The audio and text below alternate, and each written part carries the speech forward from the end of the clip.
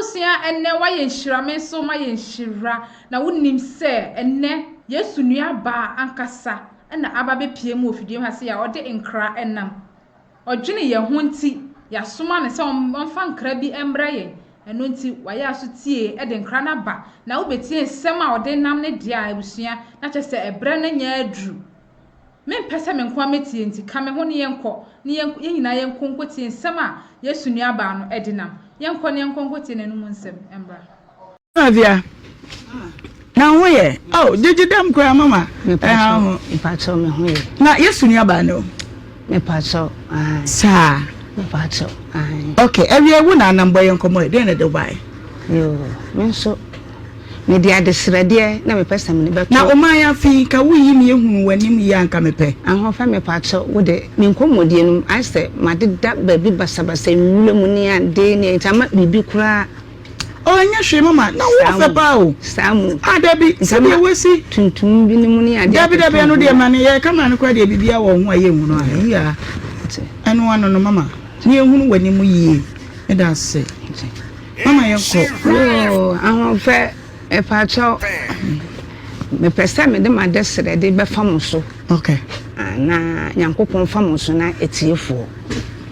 be boa me kakra yo ene ne se mi wiase me ba ye me yese me hwehwe Yesu Kristo ma de de wurem ahono bebre hwehwe Yesu hwehwe Yesu ya wo ma ye no onyankopon ne doba no atim waterfalls Accra okay Atria Mountains okay prayer camp ahodo ene ntumi nkeka mama bacho me bo me mo ato aso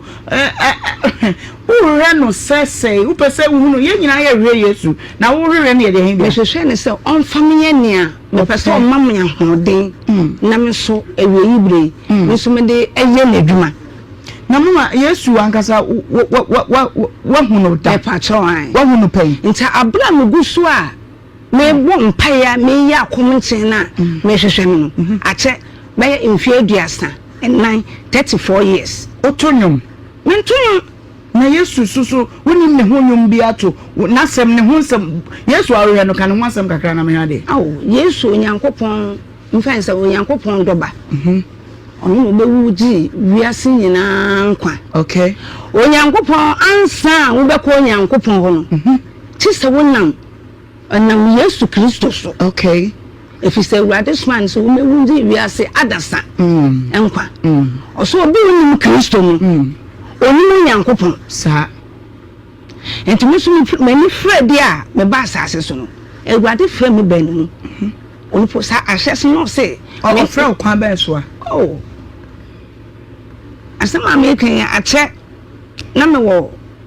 kaswa barrier old barrier okay satam na me kwa so nso na me kwa so re yi biara na me kwa so nso na obra me pe no na me bo okay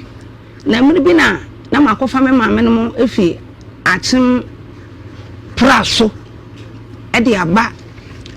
Accra enti dako ana papa na me se me kwa private am fa me kuto private nso na mu se ewade aka me kuma na omo ya asoro wo sa area ho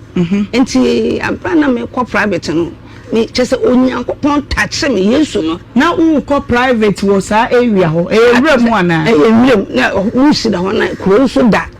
echi di wura ni mu ho no na ewade na ase ye sori na me be mpache wo tobo na wo ko wura ni mu se wo ko die hu ye ko jawa na yesa me kwa so sa okay nti wura ni mu ho no na ewade tache nti na so omo ye asoro no ewade de tu me kuma so se sori ne ko dware na ko asori bi okay ahofe enne hona na me dumurika na enyi mu adwunu se sa da no me kwa asori nti hono na wo di hie nya na hona ewade de frɛ me nti me ko pura asori mu ho no ye asori na ahofe enne ewade enne mo nyam tu sane pa ni mu se ewade oye ewade enti emu no fese na ewade afrɛ me na me kwa asori sa atam no ma me start say ofrɛ me se ewade frɛ wa na start kwa asori sa ba ebinum ko nye ewade nsere mfrɛ no obekɔ asori enso wa asori no mu abrabo pe no ene ombo Okay. O wa so no kan anya de o de bechew. Okay, nti saa bra no na Ewurade frɛ wo. Na frɛ wo wie ye na wo se wo hye ase se wo hwɛ Yesu. Me yese me kyere kom no mahwehwɛ no. Na ɔma me boafo na musum yie. Na ye me botaya no no. Say Ewurade se wa frɛ me because me ba kuro man ka se me kɔ asɔre. Nti ahomache me so na me yem na me se saa de me kɔ private. Into mo ya ti o de kan no call private na nyankopɔ de ne saka na we so na call private second one na wo hwe no second one ofre me no ofre wo de se na so wo wura mu ana wo call private na me kwa asɔre da okay ana second way ya wo si wo so ko hwe Yesu no so eno so na wo ye different hands so ofre me no eno nyina go so mpaebɔ okay ana me tuo mo sa ne mpaebɔ sa enti ye se wo huna na me patro me hu o te say me patro wo abra me bo mpaya me chi no koma so many years no da ko na Ewurade bie mani okay na hofo obi soro so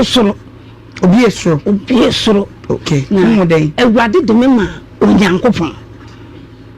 ahofe enya agro na ni do ha no sentina o se ewiaso abusuafo ewiaso bi kan asem sei na se wo fa no sei agudi a mama fia ahofe asu bie saa no de na sie ti Ewurade asu bie no no Yesu Kristo e de me ma onyankopon okay na onyankopon atresa emma me ahoden okay na omma me ahoden na Yesu mo na papa no igina me nchen na o kire me se ahoden Ewurade di ama wi onyankopon de ama wi fabraha e wo bere enche o de me beye ensenkyere de pa wa asase so okay mama ko we ahoden pa cho me nware unware da and now me ba asase mi ni adaje mi si mi nteche se mi ntene fi unware da me pa cho da bi we virgin okay Mrs. Ubaya 17 to 18 years mo no me bobra kakra ntabra Ewurade efra me ba nimu no efra na me start try ne de up to now okay o si so no fa me ma dodo be say me fa be 4 bi pe 4 okay so na wo ben fi say na me obey en fan say 18 to 19 okay oni bi wo ye awama oni ba me pa cho de so say when you feel say no 57 okay he fa na wo tena yankasa okay me tena praso ofo asen lai praso ti me fi ehon efru ho na me ba akra ya Ewurade efre me no okay na me ba o wankasa no apart from nyankopon frɛ no a wo frɛ wo ne ade ni nyina no one woni ba woni kunu me pa cho de bi obusuafo we obusuafo de me maame wa firi me na me papa nso afiri na woni nuanom no me no mo tete ya no nya me no ache Ewurade no fa me zo mo no akra halai se baby e won plus me ho ye kire ekurase na de ho Ewurade ni ho plus Ewurade ni ho fa me mani bri onyankopon otumi am ahode ho fe na me pese mo se plus no ho no na Yesu ni ho asoro ho na kunkun enim kunkun wasoro ma ya na tese oh ho fa kunkun wasoro ma nkanya wo God have mercy ma me quotation back na me hu sampa wa hu wa we Yesu hu Matthew 6:33 then oh if I saw wa dawro ma kan me Bible ni me ha o mama na o hwehwe na hiye ne trene Matthew 6 okay Matthew 6:33 mama yenko hwehwe na hiye ene ne trene enkane no de ne akabia beka wo okay yo yenko next one another quotation na me he Matthew 11:28 oso mo amaye adwuma bre ne yaso mo no so abre mo mra na masuem okay nti what Yesu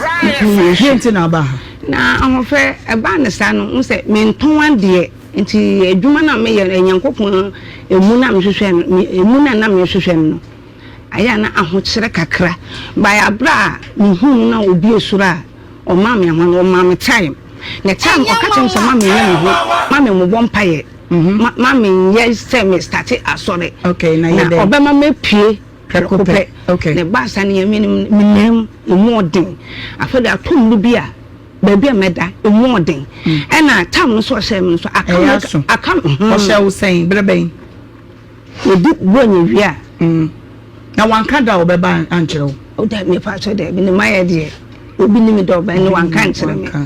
Enti o chese e di wen ewia ba ya wusun ba ya bienu. Okay. Hono obeyi ode ma ho de me start say me di ye adwuma. Tuma won ye adwuma bia. Ahofa me part of there bi. Won ye adwuma bia. Me part of there bi. Enti ba sanam se there bi. Ene sentre de anwanwade. Ene se edu ho a so obi nkura. Ewade tu ni nti obesore. Wanya ne obewufo bia. Se wa sheme tam no won ne kan. Oyidom pe bebre. O kan saying anu se tu na onyankopon edi amame no se yesu na ma me hoden dia eni ka mete se asofo emma bi okay eni ka yesu ma obi ahoden na eni ya duma chede okay eni ya duma chede the way openi na o ma yesu ba asase so no ewade bi eso no de me ma no ma me ode o ma no to say ewade de o mfa se we twa photo to say wa ye to say nipa mu se na me kire me ti bia to say yin enipa ya ba wa ma me osu mu send me who okay osun ana wa expected to it me pese me hu se bia wo koto sa konwa kakraka biti won yes we many won so ane nipa na mo wa ma me hu nanim te se nia me show ni shampaboa oh fe me pacho ene de wa show to me ni this time okay tu hu wa chiri nti ewade lebi nti mudura me nchen no metia no na ewade kire say Yesu Kristo o se hwe ogbo ne seso e de ama na ne seso nti na hu se wa ogbo ne seso wa to ade no Yesu do on so yi wa ye ne ho ti say nimpa ne no gina ma okay nti oto Nyankopon to ade no for Yesu enu na de ma ne Yesu e kire me say we ya ode ama ade ade a ahoden about say ne ho se wa to ade no Don't say yes, Christian, the end of the modern by a bass, wood and a bad Saturday. But I made a million who saw pass a what to a general. Now, a fat use when you are saying, okay, then the news with General catch him saying, no, dear Mammy, and say, or say, bread, the brain so. You need it, Kakra. Never so. Since I tell you, I didn't phone my friend, Mamma Meba. Unim you say you be depression. What if one sempe? Me pacho. What if one sempe? I don't mokeka be trying. Who fan say wangas out here? Say me wo Atria Mountains and me ba Kumasi. Enti woni baby pote say hana me table me bra me dan nie me niam agu. Am fa me bas na me uma sata me hwehwe wad uma me dan kra me se me mpe. Because me didi me da me so de na de ache. Na me hwehwe na bi 12 na me gina ache water forest. Asofo no ko ho mo na omo ko ho mo na group so me na ma me nko a anabi 7 8 9 na me nko me se enwem ho. Me kwa to me da ho na wo. Enti woni dan se wo dan. Pa to me bas aso me nisa dan. Wo ha dan da. Obi ma me dan kra me se me mpe me hwehwe wad na mo ma fe wad be mu wie no. Na open me say ewrade say me start kan ya me pe no so ma me chai mama unim Nyankopon ya domo a dia wo kan nya se enyi Nyankopon konkon ni ye gidi se Nyankopon wo ho me ba ne Kristo ono bewu ma ye wa ka adoma chede no obi an ne dia ode be ma no ba wo die yi die age se ma psychologist hwe kakra wate mama wate enti pa ubusuani bi ebetimi ne na akasa namba maye me hu sana me chese na wa yira wa chiri kwan ache nkure nyame nim ni sani eje se ne Nyankopon adom a chira wo ba ne yetena se foforo na ye hwese ebe because wabusuani bi ama ne mpo ye pese ye boa wa ye ntimi fiti brako pa ba me woni mpa bi wo ho a ba ye kum de nyame nim ni nkure nyame nim ni me ho wa che ofi he amentia dam je wa home je dem echina ye beto asan komo we say so what me ahwe amentia ho no nkofo ebetimi anya wo no mo ho na enyere adum tv so na otie ne ebe hu nkofo what na emwa wo mama ni asem ni menya no ho la don't worry why mama piwak wo se hu yesu da hu da anya ye waje nkwa na akra be ni sa so wonim to mama na sa nyum wonim to no to so me said na nyum ba pa na wonim to nyum de